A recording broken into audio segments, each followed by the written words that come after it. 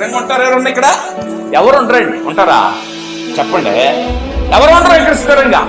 భూమి మీద పుట్టిన ప్రతి మనిషి గిట్టక తప్పదు. దేవుడు నాకు అప్పగించాడు, బాధ్యతని నెరవేర్చుకుంటూ వెళ్తున్నా. లోపాలు వస్తాయి, నిందలు వస్తాయి, అవమానాలు వస్తాయి, అపహాస్యపు మాటలు వస్తాయి, ఎగతాళి మాటలు వస్తాయి. అన్ని పరిస్థితులు ఒకే రీతిగా ఎప్పుడు ఉండవు. వీటన్నిటిని మనం ఎదుర్కొని వెళ్తేనే మన గమ్యం పరలోక రాజ్యానికి మనం చేరగలం. జరుగుతున్న ప్రతి పరిస్థితిని దేవుడు చూస్తున్నాడు, జరుగుతున్న ప్రతి పరిణామాన్ని దేవుడు చూస్తున్నాడు, ఆయన గ్రంథములో లిఖితపరుస్తున్నాడు. ఏది మంచో ఏది చెడో దేవునికి తెలుసు. కాబట్టి ఈ చిన్న చిన్న ఆశలకు లోబడిపోయి, ఈ చిన్న చిన్న కోరికలకు లోబడిపోయి, ఈ డబ్బుకు లోబడిపోయి, లేకపోతే ఈ లోకానికి బానిసైపోయి దేవుని ప్రేమ నుంచి నువ్వు తొలగిపోవద్దు, దేవుని సంఘంలో నుంచి నువ్వు వెళ్ళిపోవద్దు. ఎందుకంటే అది మంచిది కాదండి. ఎందుకంటే మనం సంఘాన్ని వదిలిపెడితే దేవుణ్ణి వదిలిపెట్టిన వారితో మనం సమానం. ఎందుకని చెప్పండి? నేను గొర్రెలకు మంచి కాపరిని, మంచి కాపరి గొర్రెల కొరకు తన ప్రాణాన్ని చెప్పండి పెట్టను.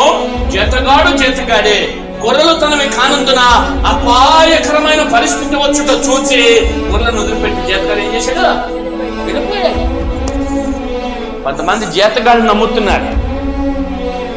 ప్రియ దేవుని సంగమా, కాబట్టి మన దేవుడు మనందరికీ దేవుడు, మనందరికీ కాపరి, మనందరి కోసం ప్రాణాలను పెట్టిన వాడు దేవుడే. కాబట్టి ఆయనను మాత్రమే మీరు నమ్మండి. నేను అంటాను, సేవకులను కూడా నమ్మొద్దంట. ఎందుకని చెప్పండి? ఎందుకని చెప్పండి? అబద్ధ ప్రవక్తలు చెప్పండి ఏం చేస్తారట? చర్మము, ఏ చర్మము? తోడేలు యొక్క చర్మాన్ని ధరించుకుని పైకి చెప్పండి ఏ రూపాన్ని? గుర్ర చర్మాన్ని ధరించుకుని లోపల మనుషునకు క్రూరమైన తోడేలు యొక్క స్వభావాన్ని ధరించుకుని మీ మధ్యలోనికి వస్తున్నారు. కాబట్టి మీరు మోసపోమాకండి. మీ సేవకుడు ఎవరు? మీ ప్రధాన యాజకుడు ఎవరు? మీ తండ్రి ఎవరు? చెప్పండి, ఎవరు మీకు తండ్రి? దేవుడే. దేవుని మీద మీరు ఆధారపడండి, దేవుని మీరు హత్తుకోండి. దేవుని మాత్రం మీరు ఎప్పుడు కూడా మర్చిపోవద్దు, విడిచిపెట్టవద్దు. ఆయన పాద సన్నిధిని మీరు ఎప్పుడు కూడా వదిలిపెట్టమాకండి. ఒకనొక దినాన ఒక సేవకుడు ఇలాగే వాక్యం చెప్తున్నాడు. నాలాంటాడు ఒక ఆయన వెళ్ళాడు. నాలంటాడు నేనే వెళ్ళాడు. ఆయన ఏం వాక్యం చెప్తాడు అసలు ఏం అర్థం కావట్లా. అంటాడు. ఏం చెప్తుంది ఏం అర్థం కావట్లా. స్పష్టంగా ఒక మాట అర్థం కావట్లా. అప్పుడు నేను ఒక అమ్మని అడిగాయి, అమ్మ గొర్రెకి చాలా ఆహారం అవసరం, చెప్పండి ఏం కావాలి? చెప్పండి, గొర్రెకి ఏం కావాలి? ఆహారం అవసరం. అసలు ఆయన ఏం చెప్తున్నాడు? అసలు ఒక ముక్కన అర్థమైందమ్మా? అక్కడ కుర్చీలో కూర్చున్న నాకే ఒక ముక్క అర్థం కాలేదు. మీకు ఏమన్నా అర్థమైందా? ఎందుకు ఈ సంఘానికి వస్తున్నారు అన్న. ఆమె తిత్తులు వేసిపోయింది. ఏమందో చెప్పనా?